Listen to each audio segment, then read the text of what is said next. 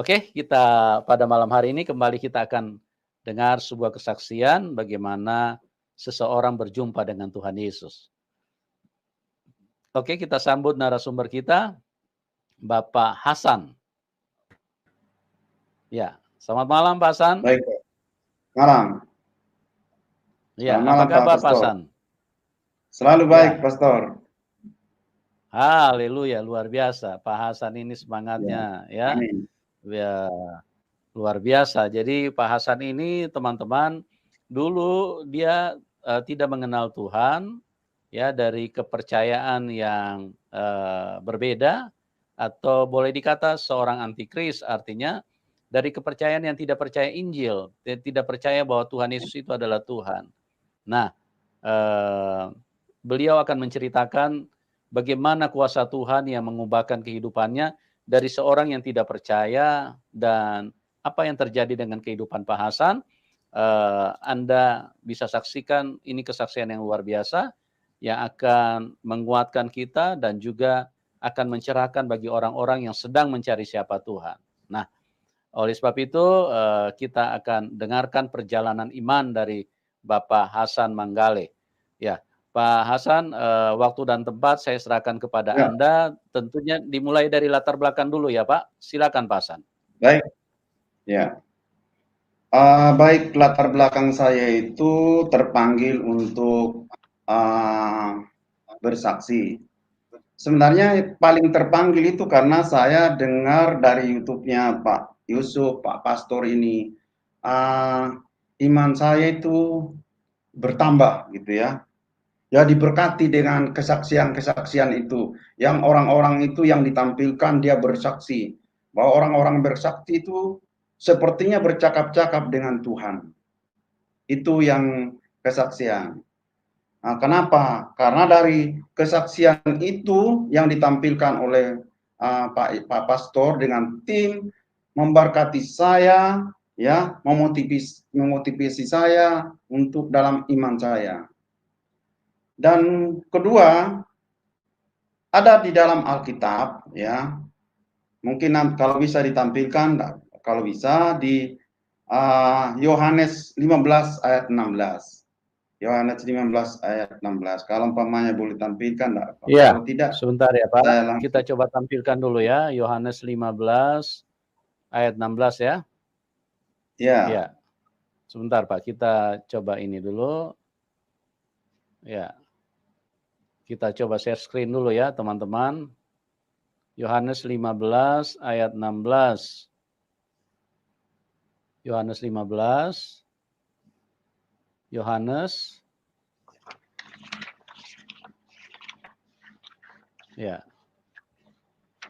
Yohanes ya 15 ya ayat 16. Ayat 16. Yohanes 15. Sebentar ya teman-teman, ini bagian tekniknya lagi mempersiapkan dulu ini. Karena memang ada kendala di sinyal kita ini. Jadi ayat 16, ayat 16. Ya, ayat 16. Oke. Ayat 16. Oke, kita naikkan lagi sedikit itu. Ya, oke. Saya perlu bacakan apa bagaimana, Pak? Pak Hasan? boleh. Saya juga bacakan, Pak Pastor juga boleh, terserah. Ya, oke, saya bacakan ya. Yohanes Ya, 15 ayat 16, bukan kamu yang memilih aku, tetapi akulah yang memilih kamu, dan aku telah menetapkan kamu, supaya kamu pergi dan menghasilkan buah, dan buahmu itu tetap, supaya apa yang kamu minta kepada Bapa dalam namaku diberikannya kepadamu. Demikian, Pak Hasan. ya, itulah yang membuat saya terpanggil untuk bersaksi. Di samping yang paling pokok tadi itu, dari kesaksian yang ditampilkan oleh Pak Pastor, membuat iman saya bertambah. Dan saya terpanggil seperti itu. Kalau perlu satu ayat lagi, Pak Pastor. Kisah Para Rasul 1 ayat 8. Boleh, boleh, Pak. Kisah Rasul Ya, 1 ayat 8. ya. Oke. Kisah Rasul 1 ayat 8. Ya. Oke, kita scroll ke bawah dulu ayat 8. Ya, ayat 8. Oke. Demikian firman Tuhan. Tetapi kamu akan menerima kuasa kalau Roh Kudus turun ke atas kamu, dan kamu akan menjadi saksiku di Yerusalem dan di seluruh Yudea dan Samaria dan sampai ke ujung bumi. Demikian Pak San. Siap, ya terima kasih Pak firmannya. Sekarang saya lanjutkan. Kenapa sih latar belakangnya itu? Nah, saya jujur saja, saya bukan mau bawa saya orang dulu beriman di dalam kepercayaan saya dulu. Saya malah tidak tahu apa-apa, tidak tahu. Dulu itu kita tinggal di kampung, masjid itu jauh dari kita, jauh banget karena kita tinggal di kampung. Jadi kalau guru ngaji itu tidak ada, masjid jauh. Kalau tarawih itu kadang kita sekali-sekali tarawih pada saat bulan itu. Dan kalau Jumatan itu tidak pernah. Jujur ya, saya terbuka. Karena memang lingkungannya lingkungan Kristen. Dan di satu desa saya itu, satu desa hanya 4 keluarga, hanya 4 keluarga. Nah, itulah latar belakangnya. Kenapa saya kok saya mau mengenal? Nah, ini yang paling inti nih, latar belakangnya. Jadi pada saat itu di kampung saya itu, di dekat rumah saya itu ada gereja. Nah, salah satu majelis itu nyuruh saya ya ngantar calon pendeta mengunjungi orang-orang yang tidak pernah ibadah. Saya posisi belum Kristen loh ya. Saya posisi belum Kristen tapi ada majelis ya yang menyuruh ngantar orang yang tidak pernah ke gereja. Nah, kenapa saya mau? Karena disuruh mama juga, disuruh ibu. Nah, herannya lagi saya, kenapa kok saya? Di sana itu ada namanya pemuda gereja Toraja. Banyak, ibadahnya lancar. Setiap Sabtu itu ada ibadah rumah tangganya, ada ibadah. Nah, terus saat itu ya, saya masih posisinya iskelampas saya yang disuruh. Nah, saya heran. Tapi saya ngikuti permintaannya majelis gereja itu karena ibu juga menyuruh. Pada saat kita kunjungi, 2 yang saya paling hafal sampai sekarang saya hafal. Nah, pertama di kunjungan pertama itu sudah disampaikan, kenapa Bapak tidak pernah ibadah? Mari kita pergi ibadah karena kita orang Kristen. Dijawab oleh Bapak itu, saya tidak mau ke gereja gara-gara setiap khotbah yang disampaikan pendeta dari atas selalu menyinggung saya tentang judi, ya. Nah, itu dibilang. Karena hidup saya itu dari judi. Saya bisa hidup membiayai keluarga saya karena saya berjudi. Wah, dia tidak mau. Kalau umpamanya itu saya dilarang, ya saya tidak mau karena kehilangan mata pekerjaan saya.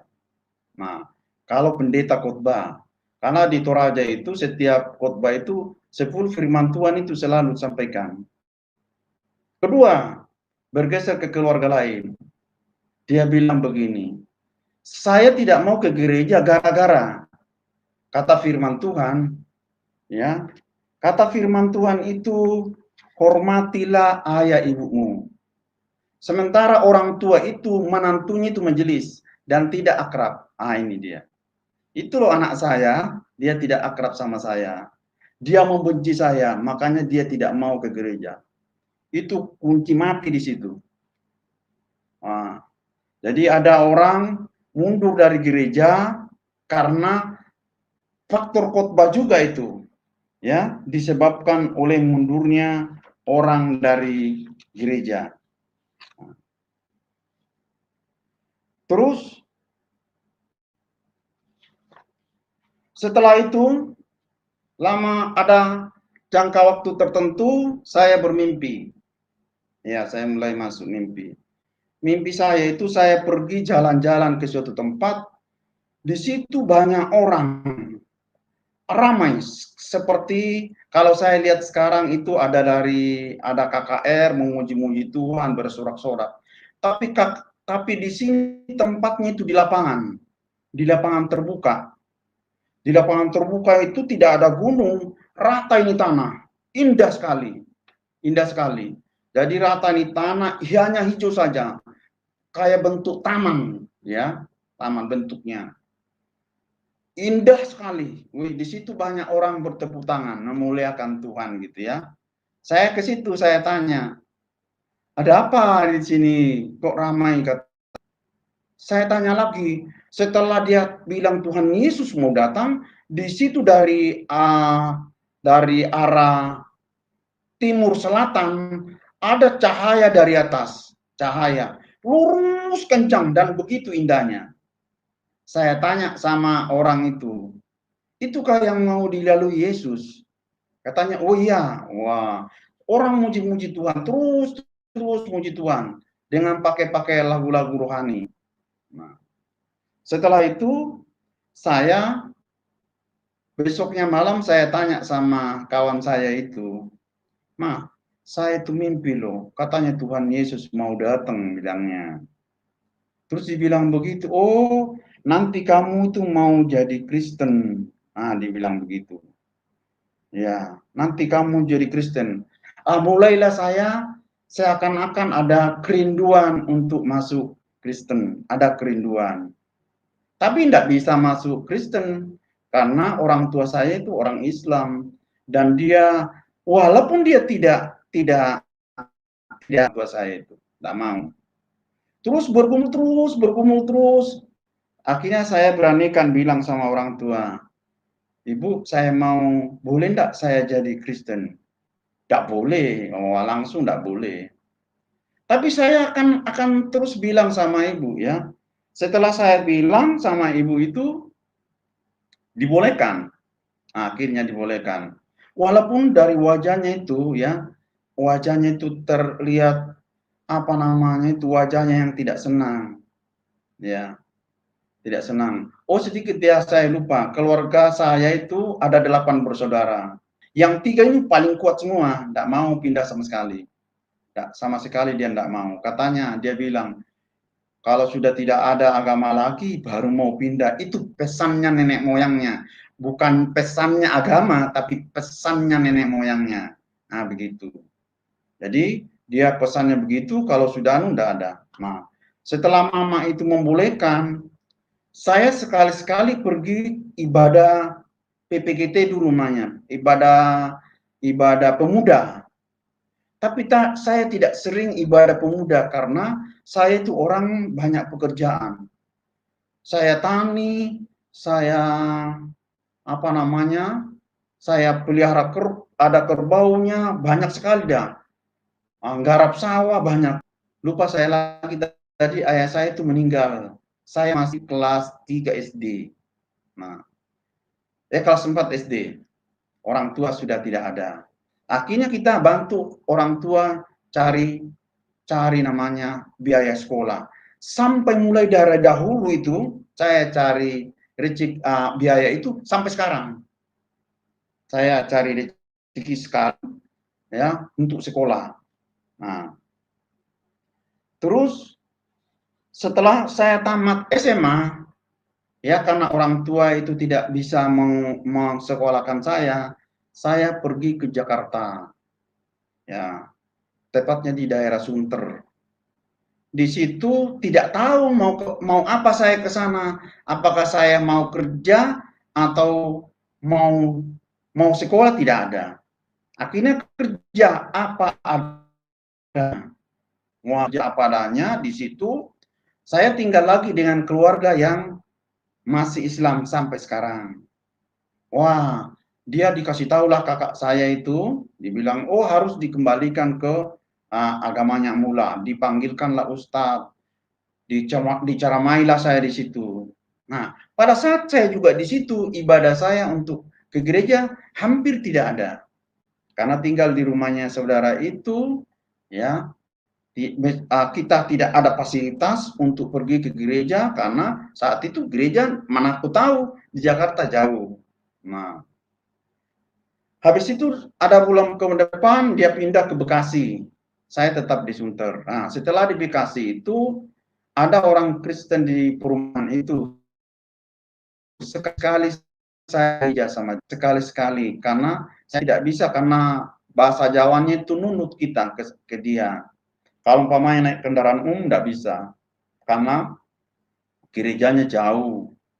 Nah, dalam perjalanannya sudah tidak ada ibadah ini, tapi saya sudah posisi Kristen. Nah, habis itu dipanggil lagi lah ke Probolinggo. Probolinggo itu di Jawa Timur, arah ke Bali kalau mau ke Bali, dilewati Probolinggo namanya. Di situ kumpul lagi sama kakak saya yang pertama, juga sekarang masih dia Islam. Itu juga kuat dia. Kalau itu dia sudah bagus ibadahnya. Bisa dia itu, ibadahnya bagus. Di Jakarta juga ibadahnya bagus. Kalau ini malah sudah haji. Wah. Jadi karena di situ adalah mayoritas orang Islam, ya ditanyalah karena saya tidak pernah ibadah itu, tidak pernah sholat. Ditanyalah tetangganya, oh adikmu itu apa ya agamanya? Dibilangi Islam gitu. Tapi setelah itu saya tidak pernah, karena 6 bulan di sana tidak pernah. Ditanya lagi, katanya orang itu ditanya terus, kamu itu agamamu apa? Saya Kristen kan kak, bilang gitu. Walaupun saya tidak ke gereja, tetap aja saya Kristen gitu. Oh marahlah dia. Marah saya diusir dari situ. Ah tapi beda, ditawari dulu.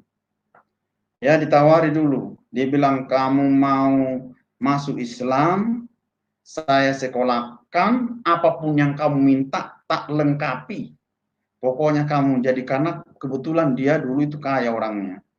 Kamu kaya juga seperti saya katanya gitu. Saya tidak mau. Nah, ketika saya tidak mau dipaksa, disuruh keluar dari rumah itu. Wah, saya keluar. Saya ke Surabaya itu karena Probolinggo dengan Surabaya itu sekitar berapa kilo ya itu ya?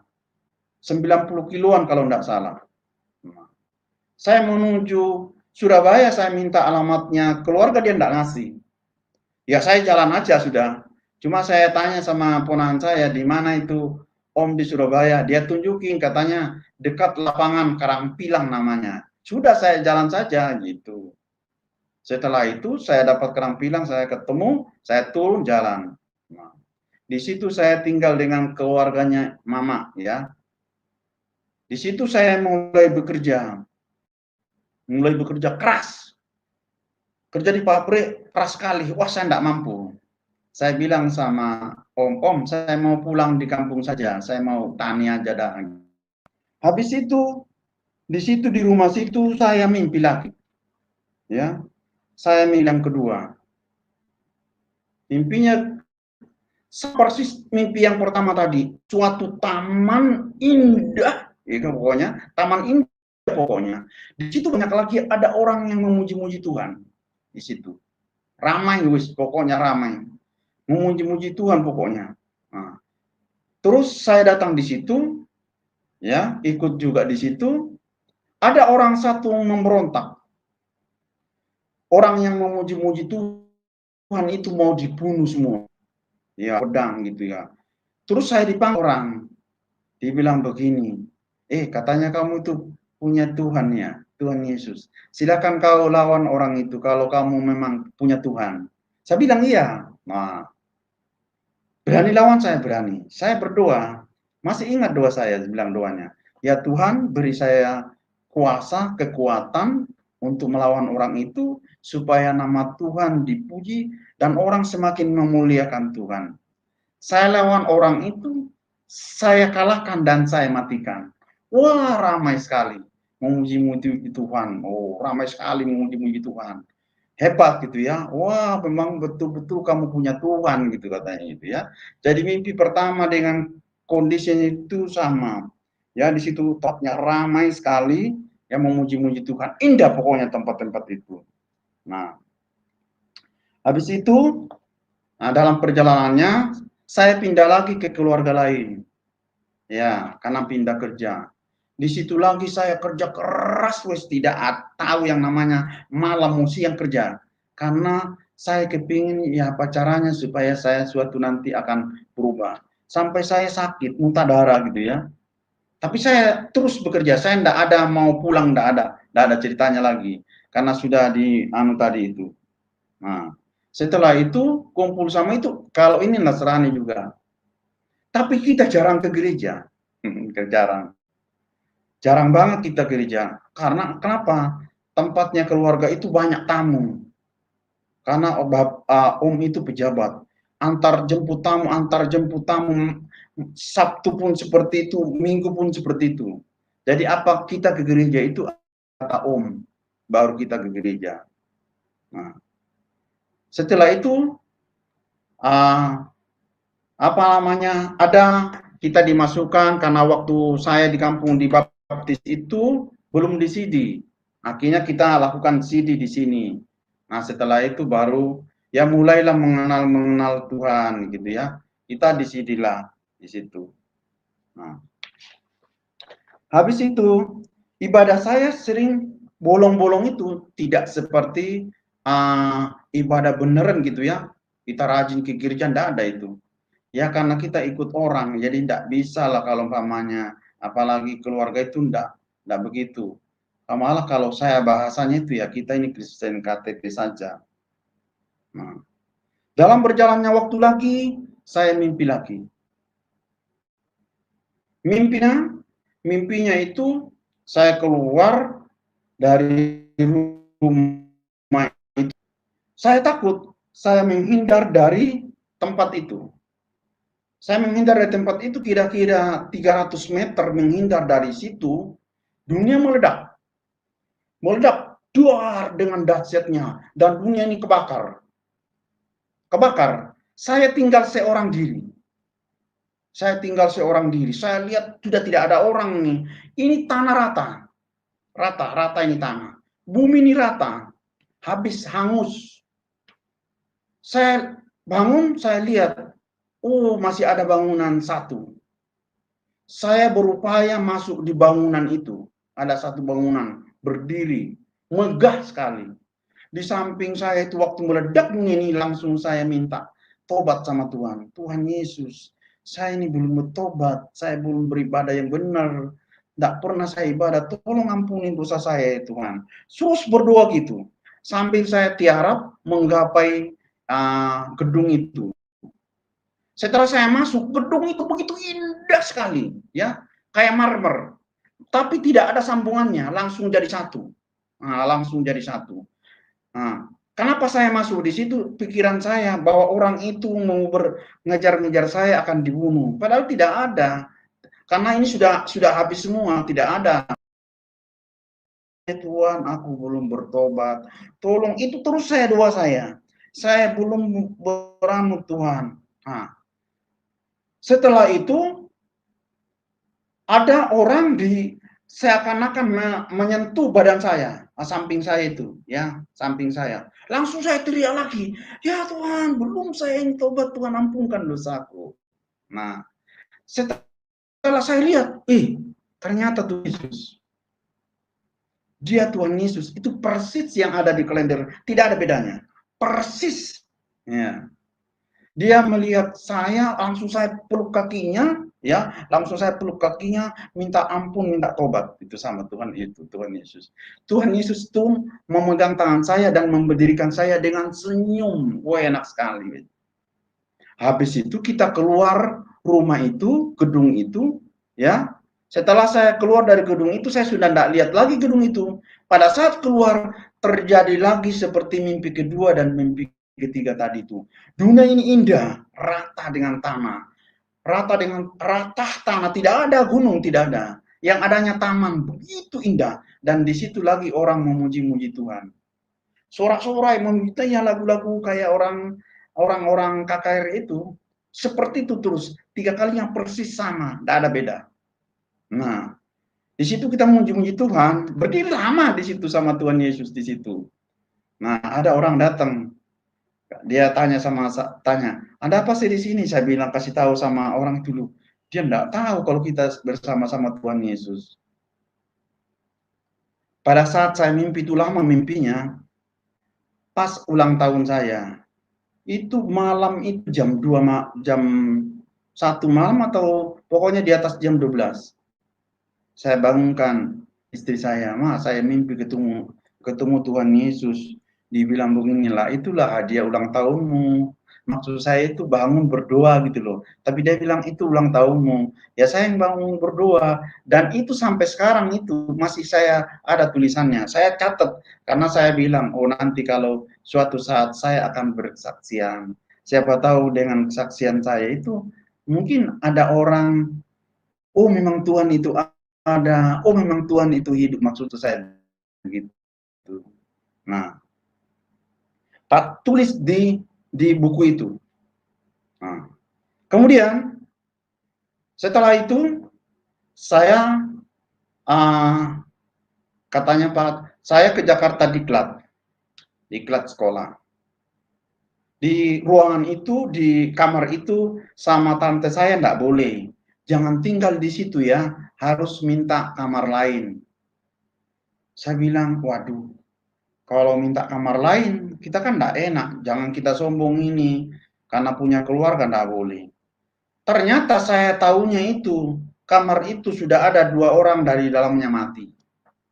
Ya, mati karena stres. Kita diklat itu memang semi tentara gitu ya. Disiplinnya tinggi. Nah, tapi saya di situ sakit terus. 2 minggu sakit, 2 minggu sakit. Sehingga kayak terus, tapi saya harus mempertahankan diri supaya saya sehat, supaya saya lulus. Karena ketika tidak lulus, lama lagi baru sekolah lagi. Nah, ada cerita yang menarik di situ. Pada saat teman saya itu pulang, saya sendirian di kamar itu. Setiap Sabtu ada orang ketuk-ketuk pintu itu. Tak kirain teman saya itu pulang. Saya bilang, "Ya silakan masuk." Oh, enggak masuk-masuk. Setiap tapi saya kasih tahu, Mas, dari dulu saya bilang masuk-masuk, kok enggak, loh saya baru datang kok, bilang gitu. Jadi setiap Sabtu itu begitu terus, begitu terus, begitu terus. Akhirnya saya dikasih tahu sama security-nya, "Mas, kamu kok kuat di situ ya?" Loh memangnya kenapa? Ini tinggal 2 minggu ini sekolahnya. Oh di situ nggak ada yang berani nginap situ, karena di situ banyak seperti ini. Waduh, gimana ya? Wah. Akhirnya saya mempersiapkan diri. Jadi buku yang saya bawa itu saya taruh semua di meja, karena tak keluarkan dari laci, tak tumpuk segini. Di atasnya Alkitab. Nah, saya berdoa sama Tuhan. Tuhan tolong lindungi saya, jaga saya, beri saya kesehatan, supaya saya bisa dapat lulus, dan tidak memalukan keluarga dan dinas saya. Nah, saya mau coba itu, yang ketuk-ketuk itu.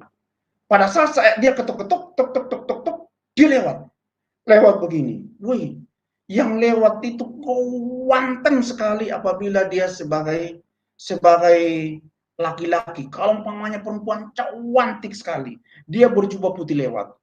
Saya lihat dengan mata saya sendiri. Tidak mimpi nih, tidak mimpi.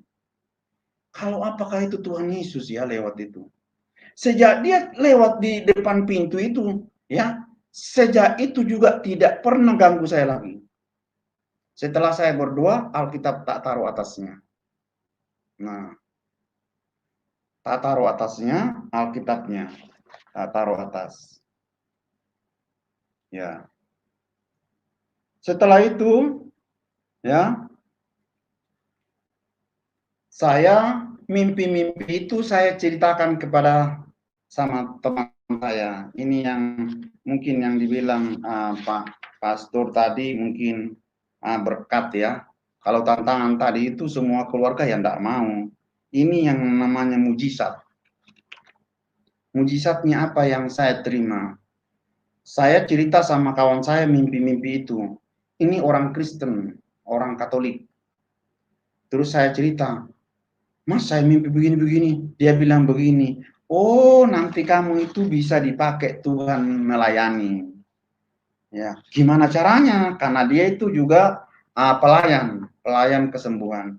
Udah aja bilang begini saja, dalam nama Tuhan Yesus Kristus, kamu akan sembuh. Gitu dibilangnya begitu. Nah, saya bilang, ajak aja kita pergi anu aja pelayanan sama-sama deh. Saya pergi sama dia 3 kali kalau tidak salah. Nah, terus dia bilang begini sama saya, diajari saya. Sembuh itu ada 3 katanya, dibilang. Sembuh pertama itu adalah namanya para medis, ada dokter, ada perawat, ya, dilakukan penyembuhan oleh orang-orang itu. Ada juga namanya tabib, ya. Tabib beneran katanya, bukan tabib-tabib yang cari uang, bukan. Karena di Alkitab juga ada tabib kesembuhan. Dan yang ketiga itu namanya mujizat. Syaratnya dia mujizat itu hanya satu katanya. Dia harus bertobat, minta pengampunan, bersihkan dirinya, baru dia berdoa sama Tuhan, kita berdoa sama-sama, pimpin dia berdoa, dia akan sembuh katanya gitu. Nah, oh ya, Mbak, ya Mas. Ada suatu saat ada teman saya di kantor, dia teriak-teriak, tiba-tiba aja dia teriak-teriak bilang, "Aduh sakit saya, mau mati rasanya saya ini." Nah, saya bilang sama dia, mau nggak kamu tak kasih jamu?" bilang gitu. Saya mau coba itu yang dibilang kawan saya, itu kan kawan saya itu kebetulan tidak ada di kantor. "Mau nggak tak kasih jamu?" Katanya mau, oke. Saya bilang, kamu pergi beli aqua, ya, beli aqua. Buat apa aqua? Ya sudah beli saja gitu aqua. Nanti aqua itu saya doain loh ya, sesuai dengan agama saya, kan begitu. Tapi kalau kamu nanti minum, tetap kamu berdoa, ya kan? Ya mintalah kesembuhan gitu. Tapi ini saya kasih kamu. Nah, setelah hanya 2 jam saja dia orang itu, dia loncat-loncat, teriak-teriak dia. "Saya sembuh Bang," katanya itu. Loh ya itu kan karena kamu berdoa tadi itu, ya sudah. "Bukan, karena saya minum air itu tadi." "Kamu apakan air itu tadi ya?" katanya. "Kamu ludahi kah?" "Loh mana aku ludahi, wong kamu yang beli sendiri." Bilang gitu. Dia sembuh. Menurut dia, ya itu karena kamu sembuh. Suatu saat, ya, ada temannya sakit. "Bang, itu teman saya sakit Bang, sudah dikembaliin sama dokter tuh, nggak ada sakitnya katanya, ayo kamu pergi sembuhkan." Lah saya ini bukan dukun, bukan tabib, pasti abang bisa sembuhkan. Saya nggak mau, nanti kita malu. Enggak, pokoknya kamu pasti sembuhkan, saya yakin itu. Setiap hari itu diroyoi terus, ayo telah berangkat, tak berangkat. Setiap hari. Wah, saya kasih tahu orangnya, "Pak, mohon maaf Pak, saya itu bukan dukun loh, saya bukan orang bukan saya, itu kawan saya itu ngajak-ngajak saya ke sini. Tapi enggak apa-apa, kita sama-sama doa ya. Saya orang Kristen, Bapak juga berdoa sama Tuhannya. Nah, tapi saya doakan Bapak. Nah, dengan syarat itu, satu yaitu Bapak harus bertobat. Siapa tahu ada kesalahan Bapak kepada orang lain, yang namanya kita itu banyak dosa, harus orang yang mau. Jadi dia tidak bisa bicara, tentu gini. Ya, pokoknya nanti malam Bapak berdoa terus minta kesembuhan sama Tuhan ya. Nah, gitu. Habis itu pagi-paginya, ya kan siang kita ke sana. Anaknya datang. Dia bilang, Bapak sudah sembuh, minta airnya lagi. Loh itu sudah sembuh tuh. Nggak perlu dikasih air lagi. Enggak, tapi Bapak harus bawa minta air lagi. Ya, udah. Sejak itu saya selalu berdoa supaya kesembuhan. Sama keluarga saya enggak boleh. Katanya kakak enggak boleh dukun, termasuk istri saya enggak boleh. Enggak boleh jadi. Pernah suatu saat lagi ya, saya pulang kampung. Kita dulu itu naik naik kapal laut. Nah, di situ kita di barak namanya. Nah, kita bersamaan dengan orang banyak. Kebetulan di situ satu bara dengan saya, ada orang tentara itu sama keluarganya, bawa barang banyak. Saya tanya, "Pindah ya Pak?" "Iya." Katanya, "Iya, mutasi." "Oh iya." Sore malam itu anaknya nangis terus. Nangis terus anaknya yang kecil, kira-kira umurnya itu ya kelas 1 SD lah gitu ya. Nangis terus. Saya bilang sama ibunya, tak datang ibunya, "Bu, boleh ndak anaknya saya pijit-pijit?" "Boleh," bilang begitu. "Ada minyak ndak?" "Ada tak minyak, ada tak minyak tak halusin." Terus saya bilang lagi, "Boleh ndak saya doakan anaknya?" "Boleh," katanya itu. "Ada ndak air aqua?" bilang itu. "Ada." "Saya minta air aquanya boleh, tak doain boleh ndak?" "Boleh," katanya itu. Setelah itu dia minum, anaknya itu langsung diam dan langsung istirahat. Pagi-pagi langsung loncat-loncat, lari sana lari sini, lari sana lari sini, gitu-gitu. Saya tanya sama ibu itu, sama tentara itu, suaminya, "Mohon izin dan pindah ke mana dan mutasi mana?" "Oh, bukan saya yang pindah, karena tentara itu kalau bepergian selalu pakai apa namanya seragam lengkap, bawa ransel banyak dia.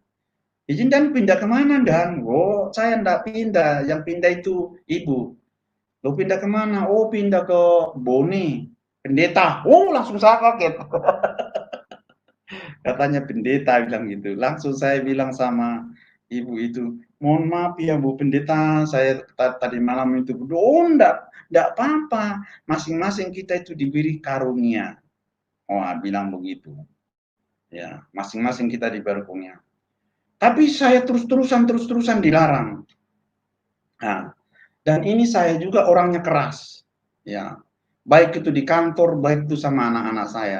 Tapi bukan keras ngawur. Ya, karena saya bilang sama anak saya, "Kalau Bapak marah, ya kalian tidak salah, itu Bapak orang gila." Ya kan? Sama dengan orang kantor.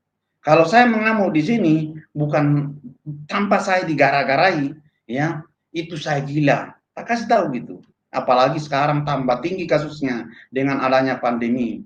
Banyak perusahaan tutup, banyak orang di PHK tanpa digaji. Kebetulan saya di dinas tenaga kerja dan saya dipercaya sebagai dulu penegakan hukum, jadi bisa diproses.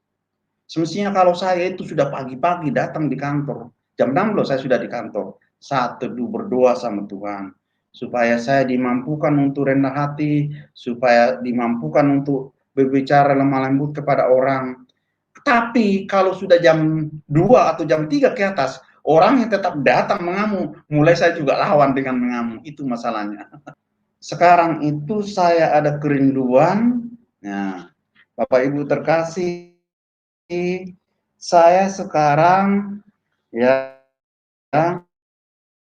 karena saya terdaftar juga sebagai salah satu mahasiswa tinggi teknologi di Surabaya swasta. Sebelum saya kuliah itu saya datangi kampusnya dulu ya. Saya bilang saya ini kepingin melayani, tapi kalau melayani itu tidak bisa kalau kita tidak punya kompetensi namanya, sertifikasi, tidak bisa. Ya, kalau di gereja saya itu kalau dia bukan seorang pendeta tidak boleh melayani, tidak boleh. Walaupun saya sekarang bukan tujuannya nanti kalau saya pendeta saya akan melayani, bukan seperti itu. Saya sekolah itu untuk belajar merendahkan hati saya ini, untuk pribadi saya saja. Karena ketika saya sudah lulus nanti, ya pas saya juga pensiun. Nah, tidak bisa juga tidak dipakai untuk cari kerja bisa. Tidak bisa. Daftar sebagai salah satu mahasiswa di suatu perguruan tinggi di Surabaya. Nah, saya mohon didoakan supaya saya bisa menyelesaikan karena di sana itu saya dulu ada enggak kalau umpamanya kita belajar jadi apalah gitu ya, dari penginjil lah di sana tidak ada. Adanya harus S1. Saya semakin kencang sekolah, harus saya sekolah. Mau lulus, mau tidak lulus, pokoknya harus saya sekolah. Karena sedikit lagi kesaksian, pada saat di gereja saya itu, saya pernah terpilih 2 kali periode sebagai majelis. Saya itu mundur, ya, ada gara-garanya. Kenapa saya gara-garanya apa? Tak kirain kalau kita rapat dalam suatu persekutuan itu lemah lembut. Ya lemah lembut kasih. Ternyata kadang tengkar, tidak cocok dengan saya. Tidak cocok. saya tidak mau, saya kasih tahu pendetanya, "Bu pendeta, saya tidak suka kalau ada rapat tengkar, tidak suka saya, lebih baik saya tidak majelis." Dia bilang gitu. "Oh, itu belum, malah ada orang lempar-lempar kursi kok, disirami air kok." Bilang, "Wah, kalau saya itu sudah berkelahi saya, Bu pendeta." Begitu. Nah, dan kebetulan juga, nah, istri saya itu terpilih jadi majelis. Nah, tapi gereja itu tetap meminta saya jadi pelayan. Akhirnya saya, enggak apa-apa sudah, saya dipercaya menjadi ketua PKB. PKB itu Persekutuan Bapak-bapak gitu ya. Di gereja kami ada Persekutuan Bapak-bapak, Persekutuan Pemuda, dan Persekutuan Ibu-ibu. Nah, saya kebetulan karena ya masa sih saya lepaskan sungguhan, saya sudah tidak menjadi majelis, terus mau saya lepaskan begitu saja enggak boleh, tidak enak. Nah, sampai sekarang ya kita sering komunikasi dengan gereja induk sana. Pernah saya tanyakan, dia bilang begini, saya pura-pura tanya, boleh enggak saya andaikan bisa, boleh enggak saya umpamanya bisa Kak bawa renungan, khotbah? Enggak boleh, karena tempat yang saya belajar itu tidak seasas dengan gereja kami. Ya enggak apa-apa sudah, karena saya tidak ada arahnya ke sana, mau cari nafkah di sana enggak ada. Nah, tidak ada arahnya ke sana. Nah, seperti itu yang apa namanya kesaksian saya. Saya mohon maaf ya Pak Pastor, kalau umpamanya ada nanti yang mau tanya, saya tidak mau debat, saya tidak mau saya debat. Kalau dia mau nanya kenapa mau jadi Kristen, jadi ini saya mau. Tapi kalau umpamanya dia tanya ayat begitu, karena pernah saya lihat ya ada orang bersaksi seakan-akan narasumbernya itu dipojokkan, saya tidak mau gitu, tidak mau saya. Jadi hanya saya berkesaksian kalau umpamanya mau nanya tentang Alkitab, saya tidak mampu untuk menjelaskan. Saya tidak mau. Saya hanya, oh saya mengenal Tuhan seperti ini. Saya alami Tuhan seperti ini, yang saya kesaksian. Kalau mau ada yang nanya. Tapi kalau umpamanya dia seperti itu, saya tidak mau. Tidak mau saya. Saya mohon maaf, saya mohon izin. Kalau ada, siapa tahu ada yang mau nanya nanti, bagaimana seperti ini, kok begini, tidak mau saya. Ya saya mohon maaf. Karena dari saya nikmati dari kesaksian yang lewat Pak Pastor itu luar biasa saya terima. Akhirnya saya juga paling intinya begini, saya bersaksi di sini karena saya menerima berkat dari kesaksian orang lain yang melalui channelnya Pak Pastor itu yang saya Pak, oh saya dapat berkat loh sehingga saya bisa bersaksi di sini.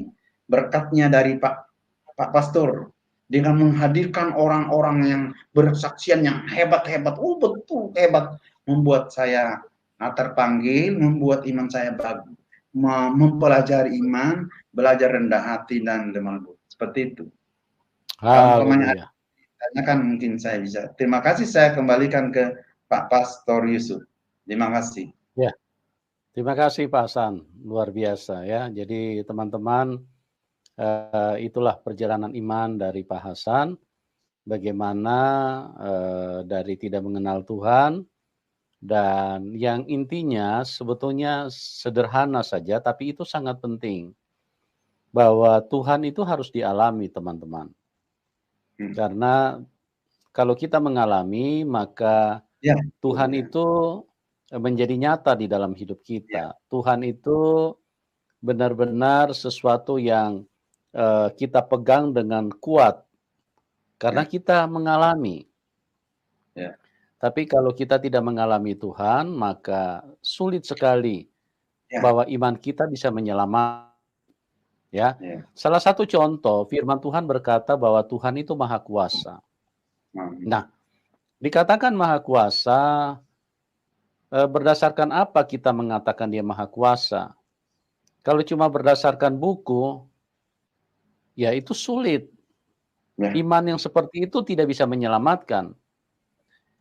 Tapi kalau kita mengatakan Tuhan maha kuasa, kita alami kuasanya, maka itulah yang menyelamatkan kita.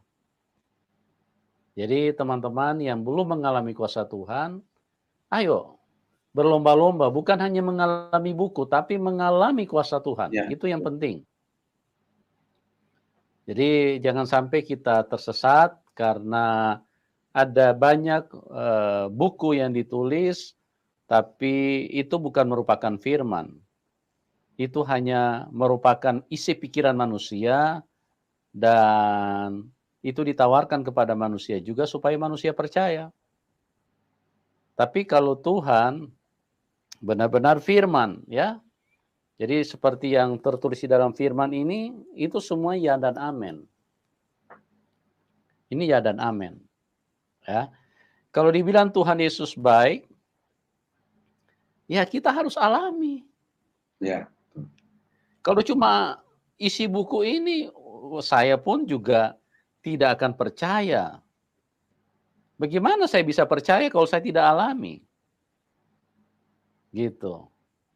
Jadi cara berpikir itu simpel, sederhana, tapi itu penting dan itulah dalam 1 Yohanes 5 ayat 5, ayat 4 dan 5 yang mengalahkan dunia itu iman kita. Iman kita yang percaya kepada Tuhan. Ya, kita bisa beriman karena kita mengalami. Ya, teman-teman, jangan sampai Anda cuma, oh itu kata buku, tapi Anda tidak mengalami. Sayang sekali, ya. Jadi kalau misalnya saya mengatakan Pak Hasan itu baik, Pak Hasan Mangale itu baik. Loh, saya tidak pernah merasakan kebaikannya. Berarti saya sedang membohongi diri saya sendiri. Saya sedang membohongi juga orang lain. Karena apa? Karena apa yang saya katakan, saya tidak alami. Ya. Tapi kalau saya bilang Pak Hasan baik, dan saya alami, misalnya Pak Hasan banyak memberikan sesuatu kepada saya, nah itu benar-benar pengalaman. Ya. Jadi seperti itu teman-teman. Jadi Pak Hasan mengalami Tuhan setelah dia percaya Tuhan Yesus, dan bahkan sebelum beliau percaya Tuhan Yesus, kuasa Tuhan Yesus sudah begitu nyata di dalam kehidupannya, dan itulah yang menyelamatkan seseorang. Apa yang mengalahkan dunia? Apa yang menyelamatkan kita? Iman kita. Ya. Dan iman itu harus dialami. Ya. Seperti dikatakan firman Tuhan, iman tanpa perbuatan adalah mati. Dan di dalam dunia ini kita manusia semua perlu bukti. Ya, bukti itu adalah sebuah kebenaran. Bukti otentik di pengadilan, di kepolisian, kan semua untuk dinyatakan bahwa itu adalah benar, harus ada bukti dulu. Gitu teman-teman. Kita tidak bisa datang bawa cerita, oh saya dianiaya sama si A. Terus kemudian kita suruh polisi tangkap dia karena dia pukul sama saya. Nggak bisa. Harus ada bukti dulu. Yang mana dipukul, kapan dipukul, mana buktinya. Nah, begitu teman-teman. Jadi kita kalau cuma percaya buku, aduh sayang sekali. Kita cuma percaya apa kata orang, kata A, kata B, kata C. Itu menyesatkan kita. Karena yang begitu-begitu tidak menyelamatkan kita. Tapi kalau Anda alami, oh luar biasa. Nah, Tuhan Yesus itu adalah pribadi yang sangat nyata, sangat real, dan bisa dialami oleh siapa saja. Pak Hasan adalah salah satu contoh lagi yang telah mengalami Tuhan. Dan apa yang dibagikan oleh Pak Hasan itu saya percaya menguatkan, mencerahi, memberkati, dan membawa kita kepada jalan kebenaran dan hidup. Ya, jadi kalau mungkin ada yang tidak percaya, ya silakan. Dan itu adalah kerugian Anda sendiri. Ya. Ya. Karena apa? Karena Anda menolak kebenaran. Anda menolak perbuatan Tuhan. Itu pekerjaan Roh Kudus, bukan karena Pak Hasan ingin bersaksi, tidak. Itu pekerjaan Roh Kudus yang terjadi di dalam hidup beliau, makanya dia ingin bersaksi. Ya. Jadi sekali lagi berhati-hati teman-teman, karena dunia ini dunia yang jahat. Jadi banyak orang yang terjebak dan tertipu, tersesat oleh karena mereka percaya, beriman kepada sesuatu yang tidak ada bukti. Ya, kalau tidak ada bukti itu ya cepat periksa imanmu, cepat keluar dari suasana seperti itu supaya jangan sampai Anda mati tapi Anda tidak selamat. Karena di dalam firman Tuhan Kisah 4 ayat 12, di bawah kolong langit ini tidak ada nama lain yang olehnya manusia bisa diselamatkan kecuali di dalam nama Tuhan Yesus. Saya percaya semua teman-teman yang menyaksikan acara ini masih tinggal di bawah langit kan? Belum ada yang di atas langit kan? Makanya dengarkan firman Tuhan Kisah 4 ayat 12.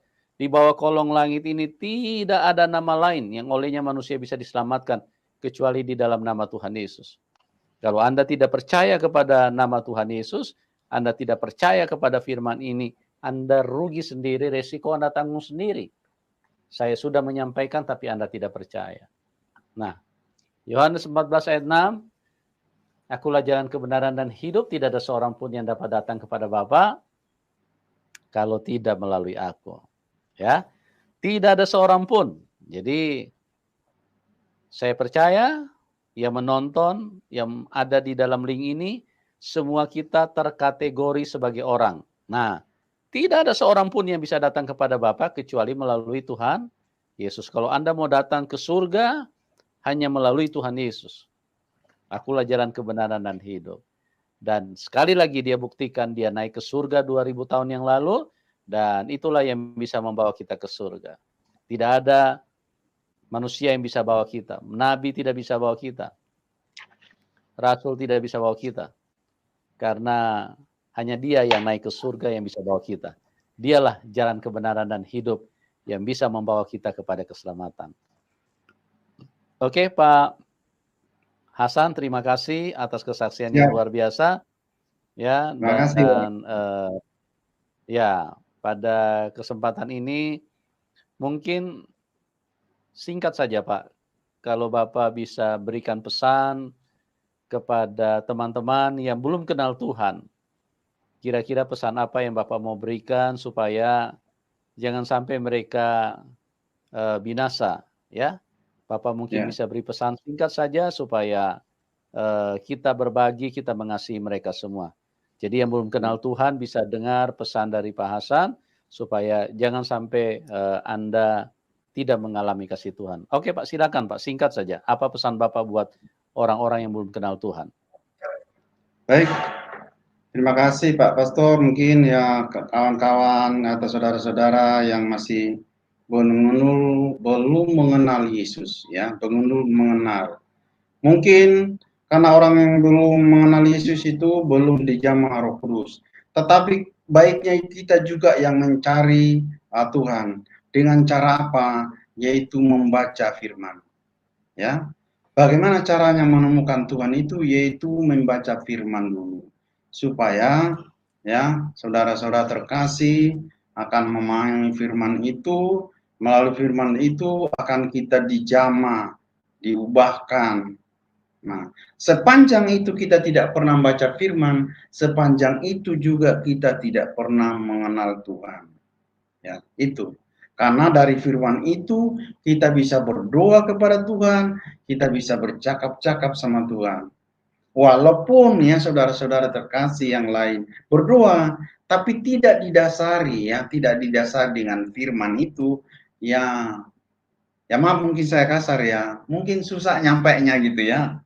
Supaya nyampe doanya, ya, baca Alkitab, dan sehingga akan mengenal Tuhan Yesus, dan mengalami Tuhan Yesus kita berdoa, pasti jangankan kita memperoleh hidup yang kekal, tapi kita di dunia ini diberi kedamaian, ketenangan, kesabaran. Mungkin seperti itu Pak Pastor yang saya sampaikan. Iya. Terima kasih. Puji Tuhan Pak. Ya, luar biasa sekali ya teman-teman. Satu hal juga yang kita perlu ingat bahwa Tuhan Yesus naik ke surga 2000 tahun yang lalu. Dan sampai saat ini di seluruh dunia diperingati bahwa satu-satunya manusia yang pernah naik ke surga itulah Tuhan Yesus. Yang pernah keluar dari kuburan. Ya, kuburan tidak bisa menahan dia, kuburan jebol. itu artinya iblis dikalahkan karena iblis itu pembunuh manusia. Dia matikan semua manusia. Yohanes 8 ayat 44, Yohanes 10 ayat 10, iblis pencuri datangnya untuk mencuri, membunuh, dan membinasakan. Nah, ini banyak orang yang tidak mengerti ini dan mereka anggap saya menyampaikan sesuatu yang aneh, sesuatu yang kontroversial. Tidak. Iblis itu membunuh manusia, tapi Tuhan menghidupkan. Tuhan menciptakan kehidupan, iblislah yang menciptakan kematian, ya. Dan banyak manusia yang tidak mengerti ini. Jadi jangan sampai terlambat teman-teman, ya. Yohanes 8 ayat 44, iblis adalah pembunuh manusia sejak semula. Nah, mari kita dengarkan baik-baik firman Tuhan bahwa 2000 tahun yang lalu dia bangkit, dia keluar dari kuburan, dia bukan hanya keluar dari kuburan, tapi dia naik ke surga.